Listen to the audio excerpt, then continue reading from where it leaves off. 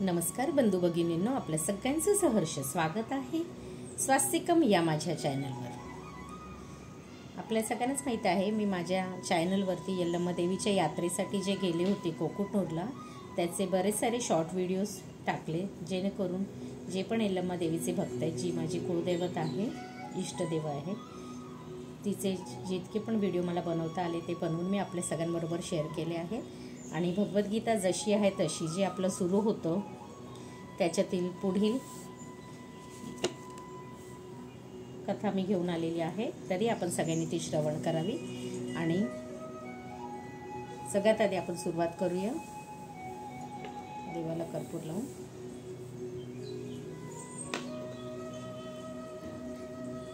हरे कृष्ण कृष्ण कृष्ण हरे हरे, हरे राम राम राम हरे हरे, हरे कृष्ण कृष्ण कृष्ण हरे हरे, हरे राम राम राम हरे हरे, हरे कृष्ण कृष्ण कृष्ण हरे हरे, हरे राम राम राम हरे हरे, राधे कृष्ण कृष्णाय नमः, राधे राधे राधे राधे राधे।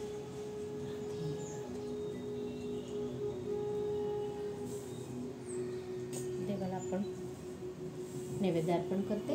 नैवेद्य समर्पयामि,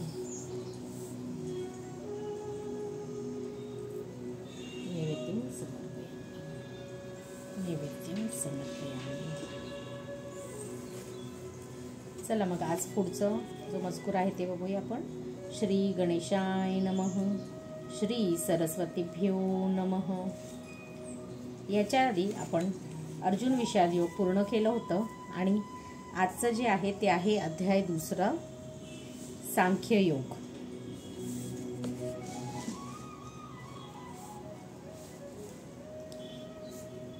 सांख्य योग गीतेचा सार। त्वं तथा संजय उवाच, त्वं तथा कृपयाविष्टं श्रुपूर्णा कुलशेनं विषिदन्तीमिदं वाक्यमुवाच। मधुसूदनः, संजय म्हणाला, करुणेने भारवलेल्या, मन खचलेले आणि अश्रूंनी नेत्र भरून आलेल्या अर्जुनाला पाहून मधुसूदन श्रीकृष्ण पुढील प्रमाणे म्हणाले। तात्पर्य: भौतिक करुणा, शोक आणि अश्रू ही सर्व आत्म्याबद्दलच्या असणाऱ्या अज्ञानाची लक्षणे आहेत। सनातन आत्म्याबद्दल करुणा असणे म्हणजे आत्मसाक्षात्कार होय। या श्लोकामध्ये मधुसूदन हा शब्द महत्त्वपूर्ण आहे। भगवान श्री कृष्णांनी मधुदैत्यांचा वध केला होता आणि आता आपले कर्तव्य करीत असताना त्या अज्ञानाने आपल्याला ग्रासलेले आहे, त्या अज्ञानरूपी दैत्याचा श्रीकृष्णांनी वध करावा अशी अर्जुनाची इच्छा होती। करुणेचा उपयोग कुठे करावा हे कोणालाही समजत नाही। बुडणाऱ्याच्या वस्त्राबद्दल करुणा करणे व्यर्थ आहे। अज्ञानरूपी महासागरात बुडालेल्या मनुष्याला त्याच्या बाह्य वस्त्ररूपी स्थूल शरीराची रक्षण करून वाचविता येत नाही। जो हे जाणत नाही आणि केवळ बाह्य वस्त्राबद्दल शोक करतो त्याला शूद्र किंवा अनावश्यक शोक करणारा असे म्हटले जाते। अर्जुन हा क्षत्रिय होता आणि अशा प्रकारच्या वर्तणुकीची त्याच्याकडून अपेक्षा नव्हती, परंतु भगवान श्रीकृष्ण अज्ञानी मनुष्याचा शोक नष्ट करू शकतात आणि याच उद्देशाने त्यांनी भगवद्गीता सांगितली। सर्वोच्च अधिकारी भगवान श्रीकृष्ण यांनी सांगितल्याप्रमाणे हा अध्याय आपल्याला भौतिक शरीर आणि आत्मा यांच्या पृथक्करणात्मक विवेचनाद्वारे आत्मसाक्षात्कारासाठी मार्गदर्शन करतो। जेव्हा एखादा मनुष्य सकाम कर्माप्रती अनासक्त होऊन कार्य करतो आणि आत्म्याच्या संकल्पनेत दृढपणे स्थित होतो, त्यालाच या प्रकारच्या साक्षात्कार प्राप्तीची शक्यता आहे। श्री भगवान उवाच, कुत्स्थवा कश्मलमिदं विष्मे समुपस्थितम् अनार्यजुष्टं स्वर्गम कीर्तिकर्जुन। पुरुषोत्तम श्री भगवान म्हणाले, हे अर्जुना, तुझ्यामध्ये अशा अशुद्ध गोष्टी कशा आल्या? ज्या मनुष्याला जीवनाच्या मूल्यांचे ज्ञान आहे त्याला या गोष्टीमुळे शोभत नाही। या गोष्टी मनुष्याला उच्चतर लोकात जाण्यात नाही तर त्या त्याच्या दुष्कर कृतीला कारणीभूत होतात। तात्पर्य कृष्ण म्हणजे पूर्ण पुरुषोत्तम भगवान. म्हणून संपूर्ण गीतेमध्ये श्रीकृष्णाचा उल्लेख भगवान असाच केला आहे. भगवान रूपाचा साक्षात्कार हा परम सत्याचा साक्षात्कारामध्ये अंतिम साक्षात्कार आहे. परम सत्याचा साक्षात्कार 3 अवस्थेमध्ये होतो. निर्विशेष ब्रह्म, सर्वव्यापी आत्मा, परमात्मा आणि सर्व जीवांच्या हृदयामध्ये स्थित परम सत्याचे स्वरूप आणि भगवान किंवा पुरुषोत्तम भगवान श्रीकृष्ण. श्रीमद भागवतात परम सल्याची संकल्पना याप्रमाणे विवेचित करण्यात आली आहे. वंदती तत्वविदस्तवम यज्ञानमध्ययम ब्रह्मोती परमानोक्ती भगवानीती शब्दते. परम सत्याचे ज्ञान असणारे परम सत्याचा साक्षात्कार ज्ञानाच्या 3 अवस्थेमध्ये करतात आणि या सर्व एकच आहेत.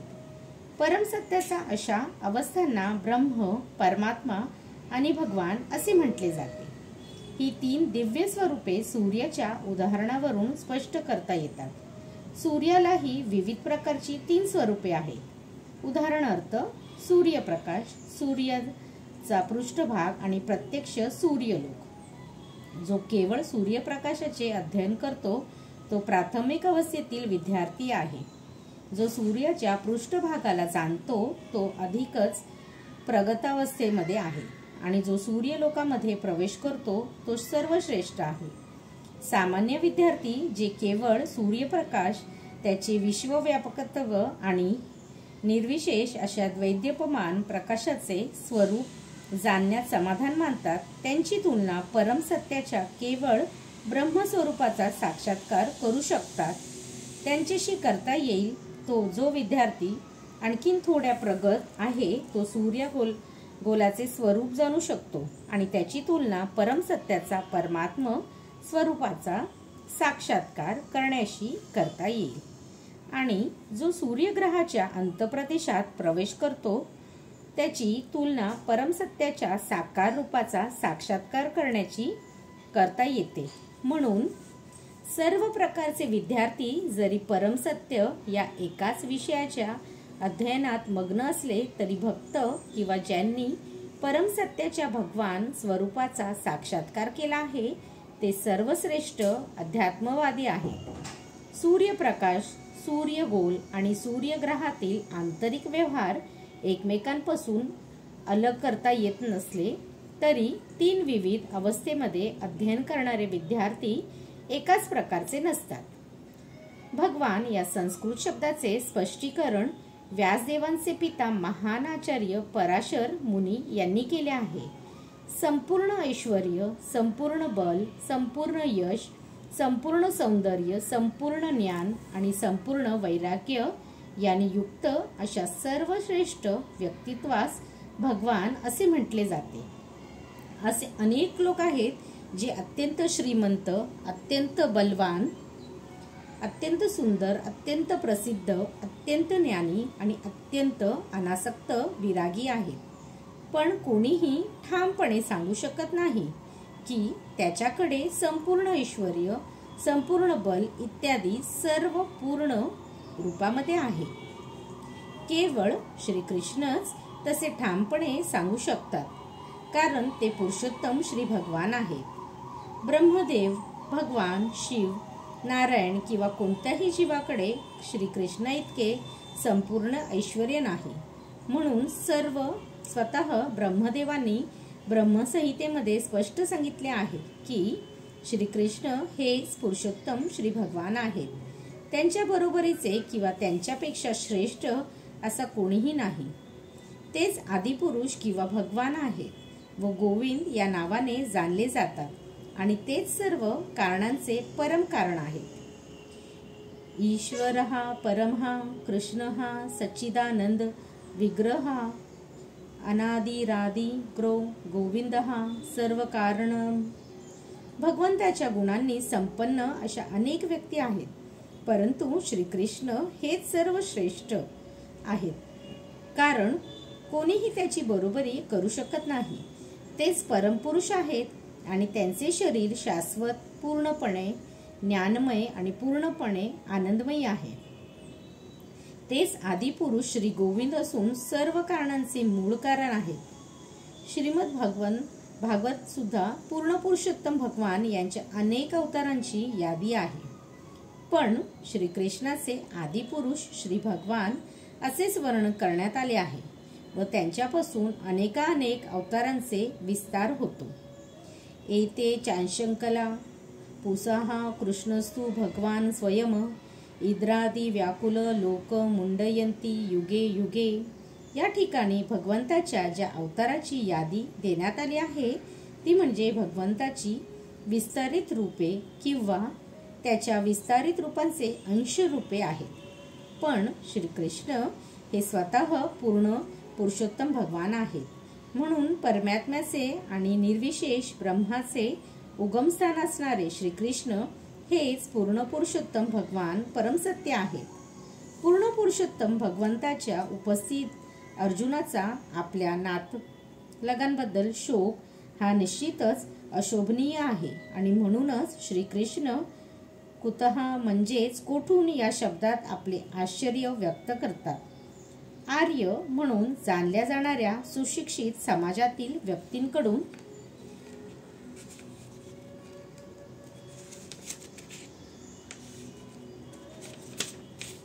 अशा प्रकारचे दौर्बल्य कधीच अपेक्षित नव्हते. आध्यात्मिक ज्ञानावर आणि जीवनमूल्यांवर आधारित असणाऱ्या समाजातील व्यक्तींनाच आर्य हा शब्द लागू पडतो. जीवनाबद्दलच्या भौतिक संकल्पनेने पछाडलेल्या लोकांचा जीवनाचे ध्येय हे परमसत्य श्री विष्णू किंवा श्री भगवान यांची प्राप्ती आहे याचे ज्ञान नसते.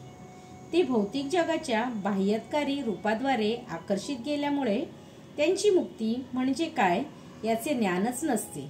ज्या लोकांनी भौतिक बंधनातून मुक्त कसे व्हावे याचे ज्ञान नसते त्यांना अनार्य म्हटले जाते. अर्जुन जरी क्षत्रिय असला तरी त्याचे युद्ध करण्याचे नाकारामुळे क्षत्रियांना नेमून दिलेल्या कर्तव्यापासून तो च्युत होत आहे. अशा प्रकारची भ्याड वृत्ती ही अनावर्यच शोभणारी होती. असे रीतीने कर्तव्यभ्रष्ट होणे एखाद्याला आध्यात्मिक जीवनामध्ये प्रगती करण्यास सहाय्यक तर होतच नाही आणि या जगामध्ये कीर्तिमान होण्याची संधी सुद्धा त्याला मिळत नाही. अर्जुनाने आपल्या नातलगांची तथाकथित करुणा भगवान श्रीकृष्ण मान्य करीत नाहीत. क्लेम्ब्यम मा स्म गम्हा पार्थ नेत्रच्युत पद्यते शूद्रम हृदय दौर्बल्यम व्यक्तोष्ट परंतम पम. हे पार्थ अशा हीन नपुंसकतेच्या कास धरू नकोस. असे करणे तुला शोभत नाही. अंतःकरणाचे असे शूद्र दुबळे पण सोडून दे आणि हे परमतप उठ. तात्पर्य अर्जुनाला या ठिकाणी पृथेचा पुत्र म्हणून संबोधण्यात आले आहे. श्रीकृष्णाचे पिता वासुदेव यांची पृथा ही बहीण असल्यामुळे अर्जुनाचे व श्रीकृष्णाचे रक्ताचे नाते होते. जर एखादा क्षत्रियाचा पुत्र युद्ध करण्यास नाकारत असेल तर तो केवळ नावापुरता क्षत्रिय राहतो आणि जर एखादा ब्राह्मण पुत्र अपवित्र कार्य करीत असेल तर तो सुद्धा केवळ नावापुरताच ब्राह्मण राहतो. असे क्षत्रिय आणि ब्राह्मण म्हणजे त्यांच्या पित्याचे नालायक पुत्र होत. म्हणून अर्जुनाने याप्रमाणे नालायक क्षत्रिय पुत्र होऊ नये अशी श्रीकृष्णांनी इच्छा होती. अर्जुन हा श्रीकृष्णाचा अत्यंत जीवलग मित्र होता आणि श्रीकृष्ण रथावर प्रत्यक्षपणे त्याला मार्गदर्शन करीत होते. परंतु या सर्व गोष्टी अनुकूल असताना जर अर्जुनाने युद्धाचा त्याग केला तर ते त्याच्या मागून अपकीर्तिकारक कार्य घडते असते. म्हणून श्रीकृष्ण म्हणतात की अर्जुनाच्या ठिकाणी अशा प्रकारची प्रवृत्ती असणे हे त्याच्यासारखे व्यक्तीला शोभण्यासारखे नाही. आपल्याला अत्यंत आदरणीय असणारे भीष्म आणि आपले नातलग यांच्याबद्दलच्या आपल्या उदार मनोवृत्तीच्या सबबीवर आपण युद्ध करण्याचे सोडून देतो आणि युक्तिवाद अर्जुन कदाचित करीत. पण श्रीकृष्णाच्या मताप्रमाणे अशा प्रकारचे औदार्य म्हणजे वास्तविकपणे मनोदौर्बल्यच आहे. अशा प्रकारच्या मिथ्या औदार्याला कोणत्याही अधिकारवंताची संमती दिलेली नाही. म्हणून श्रीकृष्णाच्या प्रत्यक्ष मार्गदर्शनाखाली अर्जुनासारख्या व्यक्तींनी अशा प्रकारचे औदार्य आणि तथाकथित अहिंसा यांचा त्याग केला पाहिजे. अर्जुन उवाच कथं भीष्ममहं संख्यं द्रोणं च मधुसूदन इषुभिः प्रतियोत्सामि पूजार्हा वरिसूदन. अर्जुन म्हणाला, हे अरिसूदन, हे मधुसूदना, मला पूजनीय असणाऱ्या भीष्म द्रोणाचार्यासारखे व्यक्तींवर मी बाणांनी प्रतिहल्ला करू शकेन कसा? तात्पर्य, पितामह भीष्म आणि द्रोणाचार्य यांच्यासारख्या सन्माननीय व्यक्तींना या सर्व पूजनीय आहेत आणि जरी त्यांनी हल्ला केला तरी त्यांच्या प्रतिहल्ला करणे अयोग्य आहे. असा एक सर्वसामान्य शिष्टाचार आहे की ज्येष्ठ व्यक्तींशी शाब्दिक वाद सुद्धा घालू नये. काही वेळा ते जरी कठोरपणे वागले तरी त्यांच्याशी कठोर वागू नये. असे असताना अर्जुनाने त्यांच्यावर प्रतिहल्ला करणे कसे काय शक्य आहे? आपले पितामह उग्रसेन आणि आपले गुरु सांदीपनी मुनी यांच्यावर श्रीकृष्ण कधीतरी आक्रमण करू शकतील का? अर्जुनाने श्रीकृष्णाजवळ केलेले हे काही युक्तिवाद आहेत. गुरु नहत्वा हि महान भावान श्रेयो भोक्तुम भैक्ष्यमपिह लोके हत्यार्थ कामास्तु गुरुनिहेव मुंजिय भोगान रुद्रे प्रदिनखान. महात्मा सम असणाऱ्या माझ्या गुरुजनांना मारून जगण्यापेक्षा भिक्षा मागून जगेन अधिक श्रेयस्कर आहे. जरी त्यांना भौतिक लाभाची इच्छा असली तरी ते ज्येष्ठ आहेत. जर त्यांची हत्या केली तर आपले सर्व भोग रक्तरंजित होतील. तात्पर्य, धर्मग्रंथातील नियमानुसार जो गुरु निंद्य कर्म करण्यात गुंतला आहे व जो विवेक शून्य झाला आहे त्याचा त्याग करण्यास काहीच हरकत नाही.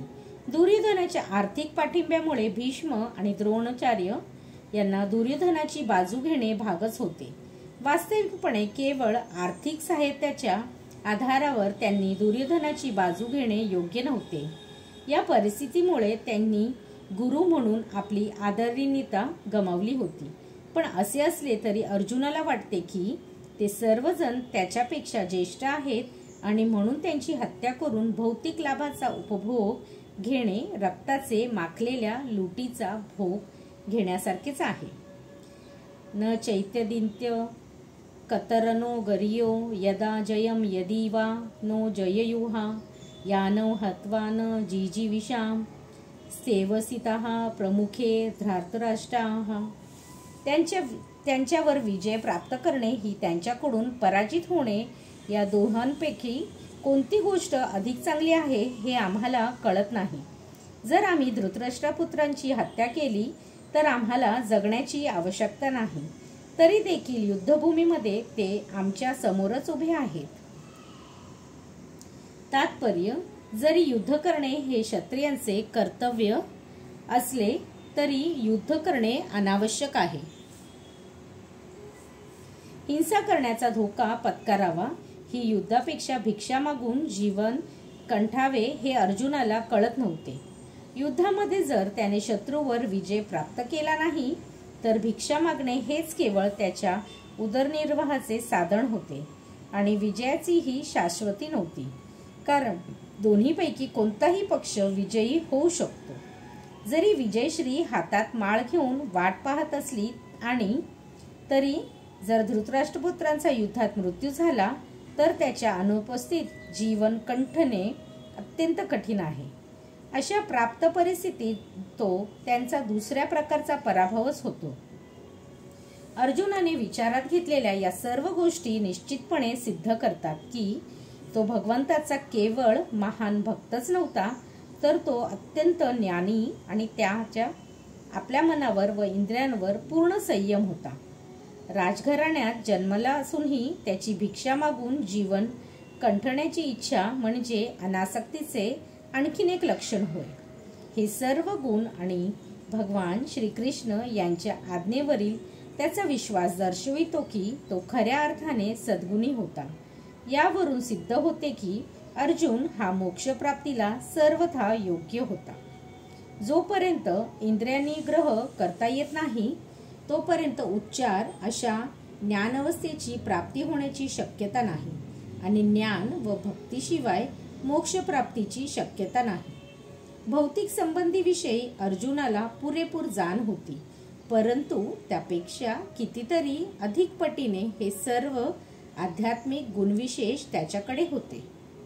श्रीकृष्ण पर्णमस्तु. शुभम भवतु. शुभम भवतु. शुभम भवतु. हरे कृष्ण कृष्ण कृष्ण हरे हरे, हरे राम राम राम हरे हरे.